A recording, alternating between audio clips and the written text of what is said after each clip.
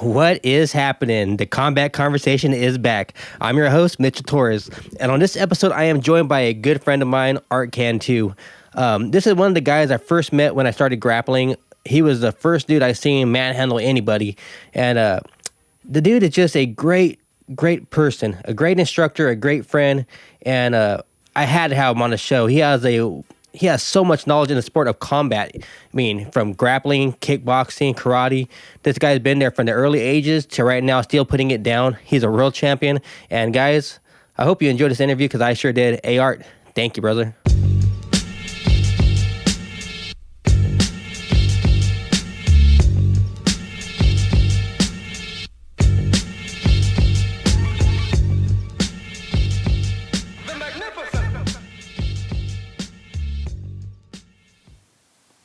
All right, the Combat Conversation is back. I'm Mitchell Torres along with Arthur Cantu. What's cracking, Art? How you doing, Mitch? So, you are the original dark side. The guy I first met on the mat, and I was like, where the hell did they make these guys? That's right, yeah. Yeah, man. Been training for a long time. Got your black belt recently. Yes, I did, yeah. So, let's just start by, how does it all start for you? Well, the fight world started as early as my earliest memories.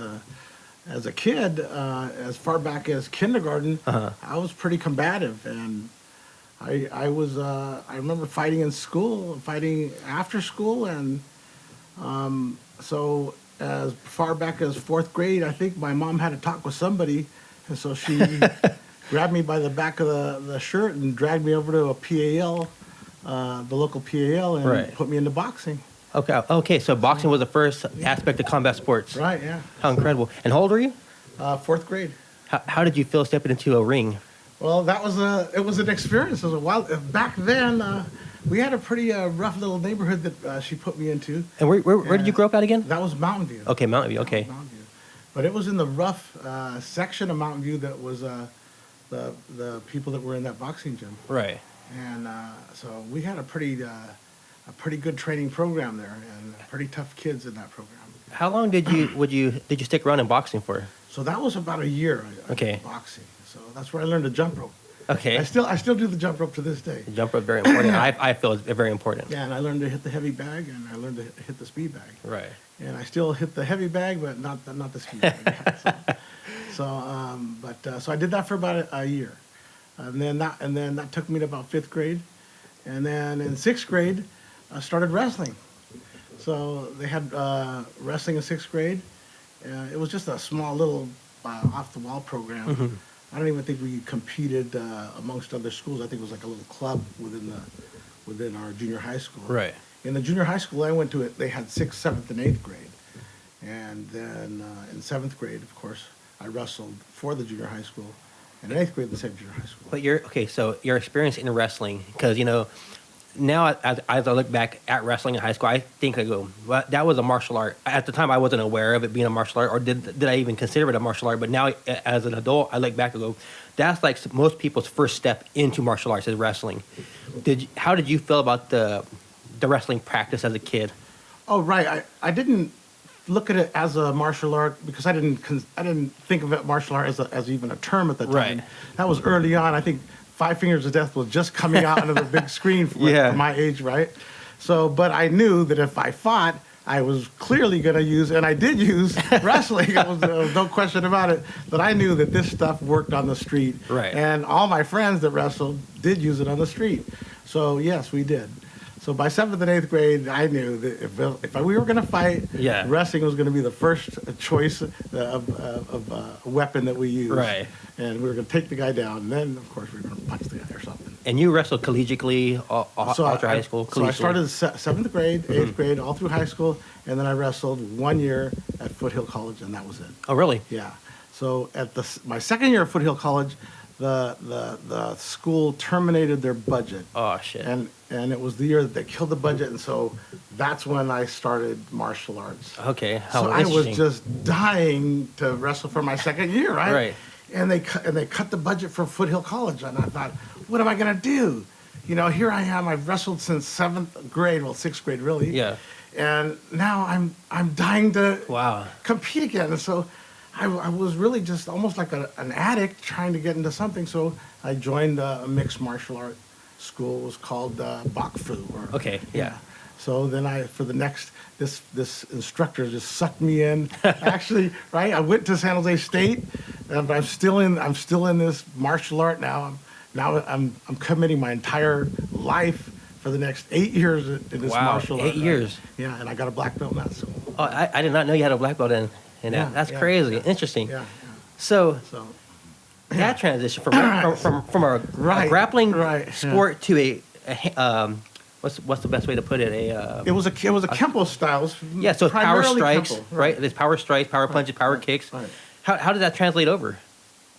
Well, the competitive aspect and the training aspect and the discipline aspect of the wrestling made it easy for me to become top in that world. And you were like probably one of the few real athletes at that time doing it. Oh, right, yeah. So, yeah, and that was at the time where the martial art world was just starting to go into full contact. Okay. Right about then, the top guys were point fighters, right? If you're looking at the sport of who was the best karate people, it was the point fighters. Right. Right? So like Chuck Norris was doing point fighting at the time, but he was also starting to get into the full contact for the first times. So, but you were starting to see now for the first times the martial art world stepping into a boxing ring and doing full contact sport. I mean, we're talking really early on. So, right? so my question, in this martial art, does the martial artist, what's the word, spirit hit you yet? Like, I'm gonna be a martial artist. Oh, or was it yeah. still I'm fighting? So the style that I had, Yeah. The head instructor, Mr. Kawaguchi, was very insistent on us being taught the morals and ethics of a martial artist, not just the physical aspect of it. You know, the wisdom part and the Buddhism part. Not formally, but indirectly insisting that be part of. In fact, at one point, I got in a fight when I was working as a bouncer for El Toritos, and he sat me down. He said, "You will never get a black belt if you fight ever again." Wow. And he insisted on this. He said, "Even if it's in self-defense, I will not award you a black belt." Wow. And so after that, I never fought again, ever. Wow. Well, one time I did. But he put that one under the rug. No. But this was way after. A long time after. Yeah. Oh, funny, man. Yeah. So, what makes you stray away from that particular art? So after I got my black belt, right? So he insisted it's going to take a long time, but once you get a black belt, it's healthy to go in and explore other styles. Wow. And explore other worlds. That's right? something you don't hear really anymore. Yeah. So he did say that, and I went on, instead of exploring other styles, I said, that was hard. It was 8 years of really just torture. Right. I mean, he made you earn it, right? Yeah. So then I actually started law school. I mean, really talking right then. So from one battle to a new battle. I mean, holding a pencil was way easier, and reading a book was way easier than the torture that he made me do. Right. Well, going to law school, did you still practice anything? Or well, I actually trained. Oh, really? I really had for the luck of the draw. I did night law school, and the job that I had was graveyard security, and that security place that I worked in had a gym. Oh, wow. Right?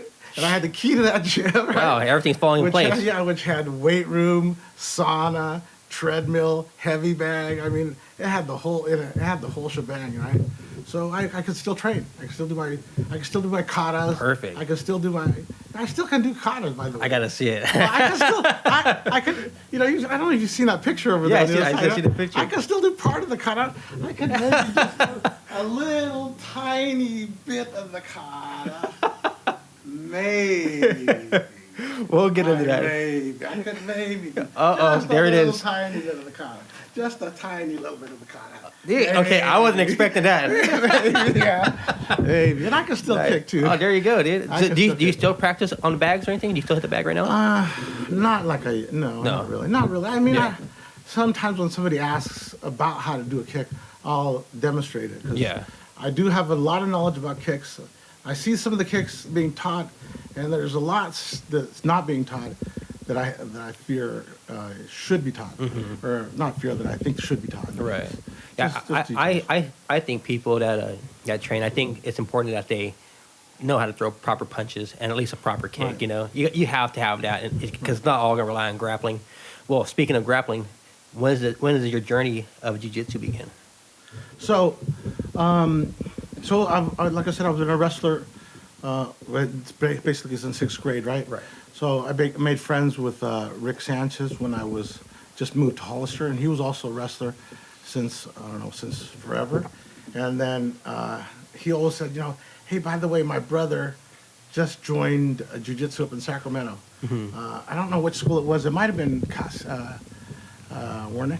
Yeah, it could have been Casio. Yeah, Yeah, I think at the time he's probably the only guy in the area doing jiu-jitsu. So he was saying, and it was probably 2008, maybe, or something like that. That time frame sounds about right. So he's saying, oh, my brother is like a year older or 2 years older. It might have been 3 years older, 2 or 3 years older. He's been training, is losing a lot of weight. And I gotta backtrack a little bit. Okay. So he's losing a lot of weight, and it's a great style. And they have and my son is training in Santa Cruz, right? And it's really a cool sport. Now let me take you back to 1996. Okay. All right, 1996. Dave Schultz. Right. I became really good friends with him in high school. So everyone knows about Dave Schultz. Right. Right. 1996, I think it was. He was murdered in January of '96. Oh wow. Right. So and it was really unusual. In May of 1996, Mark fights in the UFC Against Gary Goodrich. Yeah. Right. And that was UFC 9. Right. Right. So at that time, a lot of us wrestlers had been following the UFC, and one of the main teams or camps was the Lions Den. Right. And they were out of Lodi. Yeah, Lodi, yeah. Right. So I was living here in Los Banos, and I'm saying to my son, it's 1997. I said, let's go to the Lions Den because I'm a wrestler. Yeah. Let's see what we can do. So this is just before the jiu-jitsu thing, right? Okay. So we went. And we knock on the door, and this was 1997, so this guy, Jeff Bolender. Okay, Jerry Bolender. Jerry Bolender, yeah. So he says, yeah, so there's a drop-in fee of $10, right? So I think $5 for my son, who's like 8 or something, right? So, but they're doing submission wrestling. They don't have gis. Right. So we're in shorts, and I think we had wrestling shoes on. Okay. So we went. I submitted everybody that. So it's 1997. So I'm 37. I submitted. So then he goes, anybody you want to wrestle, you just challenge him. I said, okay, I'll challenge you, right? Oh shit! I didn't know he just won the freaking UFC 12 or something. So we're going for a long time, right? So we're going for a long time, right? And I have him. My submission is a headlock. Right. I put the headlock. I stuff it over the head. Yeah. I learned this. I actually learned it at Foothill College. Okay. Where this guy really pissed me off. So I stuffed his head and freaking squeezed. He really pissed me off. So anyways, I have him, and I'm almost submitted. Shit, dude. Right? And then. Mind you, I just finished submitting his whole freaking little class. Yeah. So I'm already, and I hadn't wrestled in, 1997? I hadn't wrestled in like 17 years. Right. Other than running around the block. So yeah. I'm getting tired. So finally, if you know anything about wrestling or jiu-jitsu, if you get that head out, you take the back, right? Right. So he took my back after my arms started to blow up. He takes my back. So I have one more move left, right? So, because I don't know a lot about jiu-jitsu at the time. In fact, I know zero about jiu-jitsu, right? So, hold on. Yes, sir. That's hilarious, though. I can't imagine you walking in there. So, here I am. So, what's his name? Jerry Bollinger? Yeah. So here I am. So, there's a move I learned from one of this guy from San Jose State. So, if a guy takes your back, right, and he has the hooks in, what you can do is you can scoot down. Right. You probably have never seen this before either. You scoot. As you scoot, your legs are charging up, right? Because your ankles are getting close to your butt. Scoot. And then you just spring back hard. As you spring back, then you grab the head. Oh, shit. As you arch your back. So you scoot, then you spray, boom, bam, grab the head, pull hard, and then twist. So it's a move. Yeah, I've never seen that. Yeah, so that's what I did. Bam, got a head. My hands stood from the sweat. Oh, shit. I said, God. That was my last run. I freaking just tapped. I freaking exhausted. Holy shit. Yeah, so then the next week I came back, And it was just a drop. So I was going to go once a week. So next week I came back, and they had this Brazilian. And I knew he was Brazilian because he was big, he was dark, he had a bad accent. Yeah. I knew nothing about submission wrestling, Right. so he was my first match. Oh, shit. He kicked the holy crap. They had to bring in the ringer, huh? So then I remember rolling. He goes, "That's it." I said, "What's it?" "Your arm." I said, "What about my arm?" He was Take a holding it look. away. I said, "Oh, okay, I get it." He had a freaking At least it was like- belly down arm bar. I had no shit, idea. dude. And he's on top. I said, "Okay, I understand now." So that's the real Yeah. first. So At least you didn't pull it. so then I said, this stuff is fun. So then I found, mind you, I'm going freaking grappling crazy. I found Yeah. a judo club in Fresno. Damn.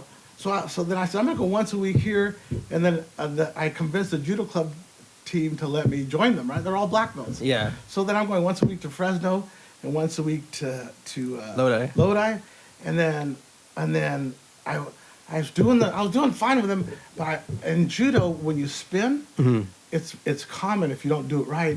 If you don't put your feet close together, if you see them, they put their feet close together. Right. If you don't, and that's what wrestlers do, they don't because they have shoes. Right. Sometimes your big toe will get caught when you spin, and that's what happened. And I popped my goddamn big toe, and so then I was out for about 2 weeks for both of them, and then I got the divorce. Oh. Boom, at the same time. Damn it. So when that happens, your world collapses. Yes. So I'm out of grappling. I'm out of the divorce. And then after that, it's like I go into hibernation for Right. a long ass time. So then that's when, fast forward to 2008, Rick's brother's taking jiu-jitsu in Sacramento. Right. And he's going, come on, Art, we should do this. Now, mind you, I'm still hungry from what happened back then, Right. And he's saying, come on, let's do this jiu-jitsu thing. I said, he goes, my brother's losing weight, his blood pressure's down, his diabetes, his insulin levels are, I said, I don't know. He goes, they're gonna do a grand opening in Gilroy. I said, come on, we'll do it together. I said, okay, let's do it, because he was a wrestler too. So I said, all right, so we'll go. So I took my son, he took Josh, his little Ricky's brother, and then we all went. And I couldn't do a single freaking push-up, I shit. couldn't do a burpee. Well, yeah, all those years off, Yeah. And so I said, I love this stuff, though, and I could still grapple, but I was freaking tired as crap, So that's 2008. I probably No.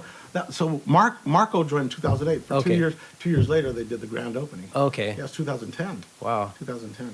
Yeah, it's crazy because I think my first day at Scott's here at Savage was I did my first tournament for sure in 2008 for sure, my first tournament. Yeah. And I wasn't consistent, and then I came back one time, and that's when I seen you there. I seen you in junior, and you guys were blue belts, and I'm like, who the hell are these guys? Because I never really seen blue belts. I never really seen any colored belts besides because there was no jiu-jitsu here, and I remember rolling with you, and you left to impress. I remember we went to be your wrist lock when you were right off the bat. I was like, man, this guy, you let me grab you, you smiled, and you just wrist locked me like that. And that was the last time I ever reached out and grabbed someone by the lapel. And he was like, no, I'm not gonna do that shit ever again. Then I told Junior, I go, they stopped making dudes like that a long ass time ago. That's funny, yeah. No, it was 2010. Wow. And so then, U.S. Open 2010. Yeah. I'm wearing a beard Yeah. in memory of Dave Schultz. 'Cause Right. Dave Schultz drove beer. So Well, that's how I knew when you were competing. I seen the beard. yeah. So then, so I'm U.S. Open. So I'm like, this stuff is easy, right? So I'm in the finals, right? I'm in the finals, and I said I'm gonna throw the guy just like Dave Schultz did, or freaking submit it, right? So we go in there, I grab the guy, I do a single arm throw, bam, just like freaking Dave Schultz did, freaking arm bar him, Wow. submit him. I said, this is easy stuff. Man. And then I became a blue belt. It was a whole other world. Right. You hit a wall when you get to blue belt, right? Oh man, just rolling with you. Actually, you kind of, I don't even know if you're aware of this, but you actually kind of kept me training somewhat. Yeah. Even from when I moved from Los Banos to Gilroy, you would call me and I'd be like, I want to go train a little bit, because I never really did too many classes there. I'd go to your dark side class and work with you a little bit. And man, you put me through some work, dude. I don't know if you're even aware of it. I remember like drilling takedowns with you. and I was slow getting up, and you're like, "What's the matter with you?" I'm like, "Dude, my legs aren't built for this crap." Just so tired. I was like, "Damn it, man!" I'd be out the whole week because of just training with you for a little bit, you know. So I mean, I really do owe you a lot for keeping me in the mix, you know. Man, it made me feel really good about that, dude. So and you continued there in Gilroy with Carlos and Magoo. Yeah, I got to watch that school grow. Right. After about a year or so, in 2010, after about 2011 or so, we moved from, we were in an old DMV building, and then we moved up to where we're at now. On Main Street. On Main Street, yeah. So that was about a year into the school. And it's really grown. I mean, it's just, it's bursting at the seams now with the kids. Right. We started with like 2 or 3 kids, and now it's a tremendous amount of kids now, where we're now have to change our schedule to meet the demand of the kids now. So for you, because you know, I seen you as a blue belt, and now you're a black belt. I seen it. So what kept you motivated to keep training? Because you know, it's easy. I've seen it. I've done it. I've fallen out of it and go back in. What kept you in the grind? Right. That's an easy answer. I love the study of martial arts. Right. I really do. It is an art. To perform it, it's an art. The study of it is an art. It's just, you're always in a learning state, and there's no end to the learning of it. You never had any down, never felt like A plateau, or especially a plateau, slump, like a baseball slump. Where you go, there might have been a little bit last year, a little bit, but that might have been more like on the diet part, or on the conditioning or the cardio part. But that's different. You know, I'm always in the learning area. I'm always working on the learning part, and that's the stuff that's fun, because there's always something that you can improve on in learning. Yeah. So it's either the grips, you know, or the way you move your body, or the way you're dealing with the guy's energy coming in. Shit, I remember, man, quite a few years back, man, just being so, because I was always stale in my jiu-jitsu. I was always basic, just get on top and look for position. But I remember going into the gym with you, and you're on the wall, just going upside down. You're like, "Hey, Mitch, everybody's going upside down." So you're just doing drills on the wall. So like, I guess I gotta try doing drills off the wall. Yeah, but you're really one of the first people I've seen do that. You know, and it was a trip to me. Like again, you kept open my vision up for jiu-jitsu. You got to. I tell the guys, even if you're never going upside down, the guy's going to go upside down, and you better understand it, right? You got to understand the other side of that game, right? So, or else, you know. In fact, Nick from Santa Cruz, he hit this guy with a barabola this weekend. I said, "What was that? You went upside down," and took the guys back and submitted. He goes, I finally saw it. I said, "I'm going." That was cool. That's cool. That wasn't his regular game, you know. Well, it wasn't in mine either at all. And I was like, I ain't never gonna do that crap. And now look at me. I'm trying to spin. I'm trying to spin underneath people now. I'm like, I had this thing. I would never pull guard for the longest time. I'm not gonna pull guard. Fast forward, 8 years. The last few matches I had, every match I'm pulling guard. I was like, man, it's a trip, how. And I didn't even realize I was doing it until I looked back at somebody. I'm like, man, I didn't know that was in my game no more.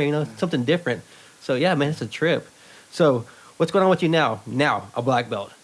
Now that so, boy, that was a big learning curve. It really was. My first 2 matches, I lost, and clearly I blamed the losses on my cardio. Right. But there was more to it than the cardio. I thought, wow, I could have done a lot more than just the cardio. So then I worked on the cardio, and then I won my first match as a black belt, and that was in the Master Worlds. I was really proud of that match. But, and I thought, once I got the black belt, am I really, really a black belt? Am I really going to get the respect? And so I trained a lot harder this time, and I studied my opponent this time, and I took it serious. Right. But then, the party was over 10 minutes later because I lost my next match. So I got to ride on a wave for about 10 minutes, and then back to reality with the guy that beat me as a blue belt in the Master Worlds. Wow. So he was a judo guy, and I got to work more on my judo. Sometimes I don't give, like everybody says, you got to respect these things. I didn't give the judo guys enough respect because I'm a wrestler. I think you can't take me down. Right. And he took me down with a beautiful foot sweep. He did it different than it's ever been done. Most of the judo guys, they'll circle. But this guy, for some reason, his name's Brian, he's a good guy. He pulled me in straight at the very beginning, and I stepped forward right out the gate, and then I was sailing through the air. right? So it was right out the gate, and he was stuck in side control for Yeah, the man. entire match. Oh, shit. So he was good. I just can't imagine someone holding you in side control because, no. man, you're a motherfucker. Well, he was staying north-south side Okay, control. he was writing it out. So he was very good at that, and staying, if you attack, as he's attacking, I'm spending my time defending rather than trying to get out, and that was what was happening. And that's exactly where we're at last time, side control. I was stuck in side control with him last time. So, that's what happened. So, more tournaments coming up. So I'm not going to do the Nogi Worlds. Right. I'm thinking just maybe the Pan Ams and the Master Worlds again. Yeah. I don't have anything to prove really anymore. Yeah, I'm trying to make up ground right now. I'm trying to make up for lost time. I'm trying to do as many tournaments as I can because I feel like I've fallen behind so much. I need to catch up technique wise and I just need to get better. I just need to get better. Right. Yeah, but so outside of jiu-jitsu, because what people don't know is you're an attorney, right? Yeah. You're an attorney. What? Any other hobbies that you do besides sport, combat sports related stuff? Yeah, I mean, I love reading. I love reading about ancient history. Okay, cool. And I love ancient history is really Oh, hell fun yeah, for me. it is fun. Yeah, so my most recent books are on the theory of a comet strike about 10,000 years ago. Okay. That one is a mind blower. A comet strike that hit North America. Yeah. And who is it by? It's by Graham Hancock. Okay, Graham Hancock or Randall. I was about to say it's like a Randall book. Yeah. But it's just Graham Hancock wrote the book. Okay, cool. But he talks about Randall. Carlson. Yeah, because Randall Carlson has a lot of theories on North America being wiped out by a huge comet. Getting rid of a lot of the animals. Yeah, so that's interesting. I like that shit too, man. So what happens is, so Graham, he had the theory that civilization was wiped out, but he needed Randall's theory to finish his theory. Yeah, those guys are that's interesting. what he needed to do. So he needed to finish that puzzle. So Randall Carlson was able to say, "This is what happened." Right. Because he knew something was wiped out, but he couldn't really put the puzzle together until Randall Carlson did. I'm so interested in that stuff, but at the same time, I'm so stupid about it. So when I hear it, I'm like, it makes sense. But then if I try to replay it to myself, I'm like, I don't know what the hell I'm talking about. I don't even know how to put it into my mind. Right. It sounds so good to me, and then when I try to break it down on my own, I'm like, I'm lost. I have to listen to these guys talk about it. It makes a lot more sense. Yeah. It makes a lot more sense because when you think about Cortez when he came to Mexico, Right. I mean, if these guys really built all this shit, Yeah. you'd think they'd be a little bit better at warfare, right? Right? Yeah, exactly, right? They have fucking these out-of-date weapons. Right? That's a good point right there. These most advanced shit in the world, right? And then they can't even, and they're on fucking feet. They're on feet, right? That's a good point right there. I never even thought about that. They're building all these pyramids that are underground. They don't got no weapon. And they got, these monstrosity buildings that are accurate to the inch. Yeah. And that's hilarious. Right? And they can't beat these Spaniards with. Yeah, they came over with a few horses and they're wiped out. I think, how do you put the two together? And here's the thing is, there's not a single tool that was found. Yeah. Right? So I think they just found it. They just moved in. Like, we're here. They did. That's what they did. That's an interesting point. I never thought about that at all. Right. That's they crazy. Found it. This is good shit. We're moving in. That's funny, dude. Yeah, the timelines they've never made sense to me. Yeah. They never have. Have you always been interested in that? Oh yeah. I took it for college. Yeah. Oh really? Yeah. Crazy. Yeah, I took physical anthropology, cultural anthropology, yeah. Dude. Yeah, I love that stuff. Did you always... my sister keeps me interested because she dropped out of medical school, but she's in the pharmaceutical industry. Okay. And she reads fun books on that stuff, Wow, that's Yeah. I didn't know that. Yeah, so she keeps me interested. So, when you were going to school, was it always for being an attorney? No, in fact, I wasn't even thinking about that. I think my mom did mind melt. Yeah. You've always said you wanted to be an attorney. Probably said that since I was 3, right? You've always wanted to be an attorney. So as I got older, son, you've always said since you were little you wanted to be an attorney. So you're like, I must have did it. Maybe I did think that, right? So anyway, so I dropped out of San Jose State Uh-huh. when I was a junior, and then I just floundered, right? And then my mom said, "Come on, go back to school. There's a night law school right down the road. Talk to the dean, So I was taking other stuff. I was taking just playing around with subjects like like anthropology, and, Right. and science and political science. And so I went and talked to the dean. I says, he goes, you can start now. I said, how do you start now? I don't even have a bachelor's degree. He said, you don't need a bachelor's degree for law school. I said, yes, you do. He goes, no, you don't. I said, okay. He said, you just need so many credits. Let me see your transcripts. He goes, you have enough credits to start night law school. I said, okay. He said, before you do it, he goes, I have a summer little pre-night law school. Take that. It's not that expensive. And then if you think you should start after you do this, then do it. So I did. Wow, that's pretty crazy. Yeah, that's what happened. Yeah, that's pretty interesting. Right. That's a trip. Speaking of you being an attorney, I remember my friend Jesse told me, he goes, hey, have you been to Art's office? I said, no, I haven't been to his office. He goes, he has a picture of him wrestling a bear. Yeah. So before Khabib was wrestling bears, Yeah. Art Cantu was wrestling bears. Yeah. That's hilarious. How did that come about? So I was doing that karate, right? Right. 1985. I got my black belt in 1987, so I was a brown belt, right? So that was the Santa Clara County Fairgrounds RV boat and road show. Okay. And they were advertising Victor, the wrestling bear, the Canadian grizzly bear. It wasn't that big. Right. I could tell you it was big. Yeah. But for Canadian grizzlies, it wasn't that big. It was 650 pounds. Damn. But it did stand when he stood on a chair and put a Coke bottle up, 8 feet 3 inches tall, right? So, and it had been on Johnny Carson, wrestling on the Johnny Carson show. So I'm with my crazy friend Gary. I says, I can beat that bear. And he says, you're crazy. I said, I tell you, I can beat that bear. I have a Dave Schultz move, the berry, that will beat that bear. And he goes, well, let's go beat him. So they were advertising during the week, wrestling bear and whatever, So we went down that Saturday with my other brother, Victor, right? And we brought a camera and Gary's wife and their little toddler kids, right? So I might even have a picture here. Do you have the pictures? I might have a picture here. I'm not sure. Do I have a picture here? I don't know. But we could find it. Anyways, so we went, and the 49ers were there, and they had some of the 49ers back then in '85 had signed up to wrestle this bear, right? And there was a sign-up sheet to wrestle the bear.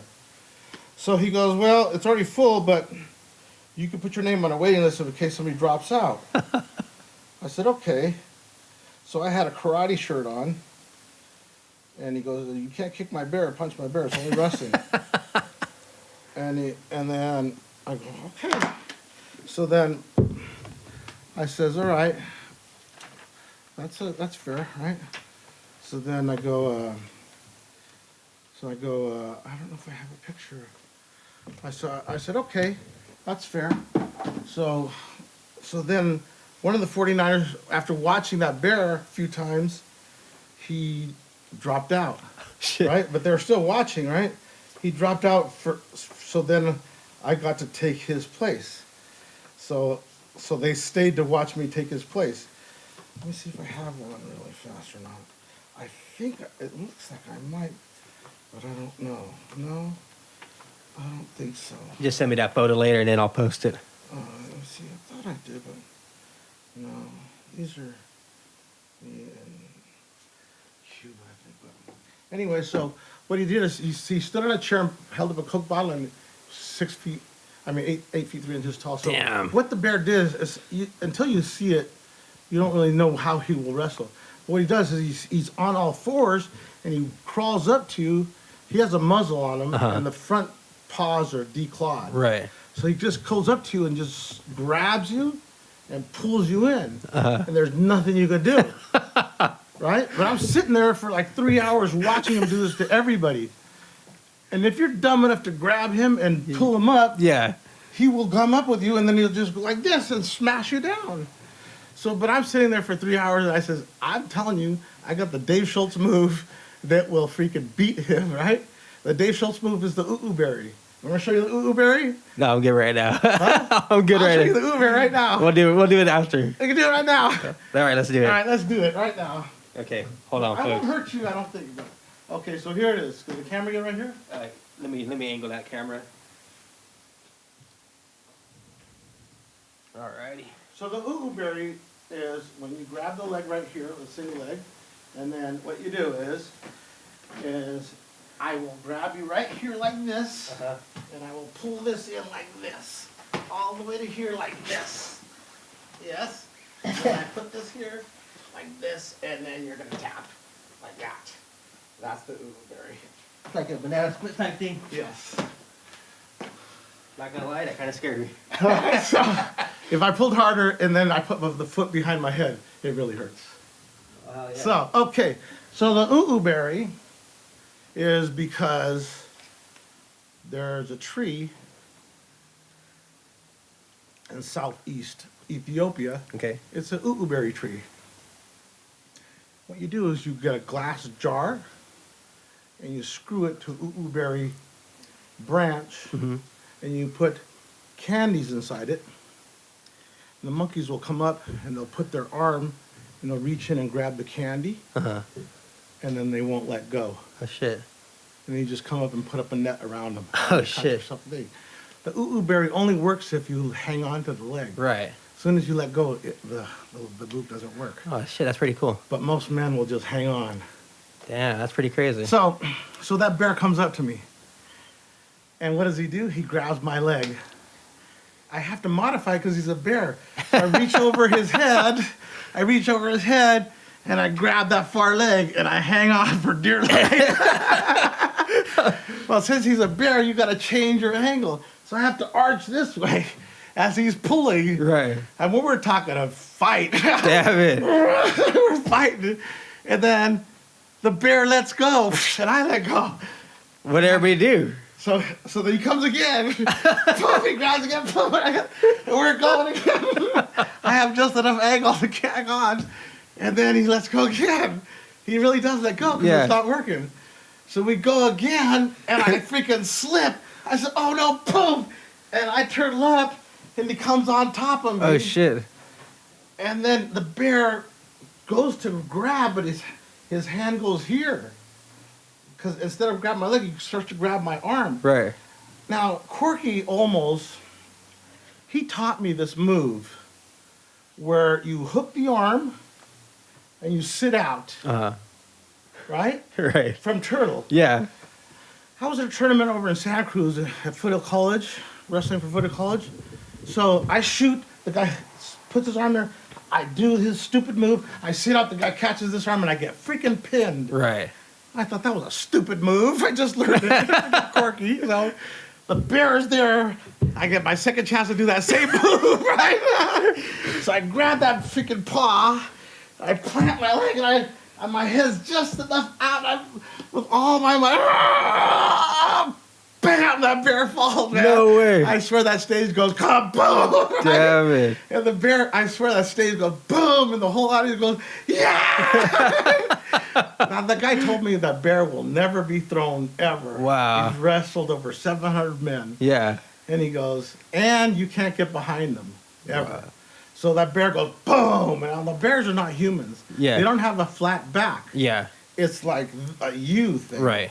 So boom, I said, I gotcha. So then he continues to roll and all the way to his feet. But guess where his butt is now? Right here. Oh, shit. So I do what any good man would do and jump on top of him. I jump on top, but they're not like a horse. Yeah. It's this way. Right? So I start sliding forward. All the way into the freaking ring, but it's caged. Yeah. So I go into the freaking metal cage part, and that bear starts smashing me. Oh shit. Right? And I didn't know this, but he starts smashing me, and I'm like, get your stupid bear off of me. I threw him, right? And it's taken a while. I'm yelling, get your stupid bear off me. I can't breathe, right? So then he pulls him off, right? My brother said he was pinching him in the ass and telling him something, right? Like, you know, something to eat or something. Yeah. Right? He was pinching him in the ass, right? What the hell, dude? I guess he was mad because I threw a stupid bear. Yeah, he didn't let that bear finish you. That's a fucking. But the audience was freaking still yelling and on their feet, including the 49ers that were there. It was like 3 or 4 of them there. So your first cage match was against a bear. I said, I told you to throw your stupid bear. That's hilarious, man. But that was really one of those grandma underneath the car routines. Yeah. Because But that's funny that you scooted out. You took his arm, you scooted out. yeah. But it was a big old paw. That's funny, man. So the Uber didn't work, but Yeah. it was quirky, stupid move that I just got pinned on a couple weeks ago. That's hilarious. Yeah. Man. So, what's your workout routine like? Right, besides the jiu-jitsu, what's your workout like right now? Right now, Cardio. just 4 days a week right now because I'm not getting ready for a fight. Okay. Because I remember you would hit miles right here at the canal. Just start going. Yeah. Usually, if I'm now I'm doing jump rope. I like the jump rope a lot. Yeah. Because it seems to clean up my cardio faster. Yeah. So I'll do jump rope and then I'll do treadmill. If I'm doing I'm getting ready for a fight, I'll do the jump rope, and then I'll do just 20 minutes of treadmill, and then I'll do push-ups and sit-ups. Yeah. That's really important. Push-ups. You're actually one of the first people that got me doing kettlebells too. I don't know if you're aware of that either. Oh yeah, if you look, I have my kettlebell right next to my. Yeah, I've seen it. Yeah. So, yeah, I'm a big believer in kettlebell, but really now, like I said, I can't emphasize enough that jump rope for cardio. It just helps. It helps that. Yeah, that's what I use a lot of jump rope too. Yeah. It helps a lot with those explosions, Yeah, I used to hit more road work, but lately since I blew my knee out, I've been doing tons of elliptical, and I give myself 4 miles. I go, I'm gonna do 4 miles on this thing, and I try to keep it within a 20-minute frame. I try to do it within there, but that's pretty much on jump rope and elliptical, and that's pretty much kept my weight down because I was hovering around 215 for a while, and now I get down to like 176 for the tournaments. So this last year and a half, I've maintained a pretty decent competition weight. Oh, okay. Yeah. So what do you compete at? What weight? 207. 207.